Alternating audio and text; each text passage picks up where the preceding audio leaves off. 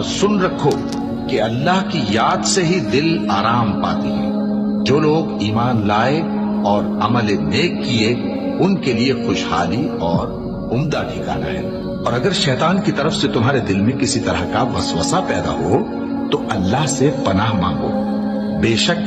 وہ سننے والا ہے، سب کچھ جاننے والا ہے۔ جو لوگ پرہیزگار ہیں جب ان کو شیطان کی طرف سے کوئی وسوسہ پیدا ہوتا ہے تو چونک پڑتے ہیں اور دل کی آنکھیں کھول کر دیکھنے لگتے ہیں، اور جب قرآن پڑھا جائے تو توجہ سے سنا کرو اور خاموش رہا کرو تاکہ تم پر رحم کیا جائے، اور اپنے پروردگار کو دل ہی دل میں عاجزی اور خوف سے اور پست آواز سے صبح و شام یاد کرتے رہو، اور دیکھنا غافل نہ ہونا۔ پھر جب تم یہ نماز تمام کر چکو تو کھڑے اور بیٹھے اور لیٹے ہر حالت میں اللہ کو یاد کرو۔ پھر جب تم مطمئن ہو جاؤ تو پورے آداب کے ساتھ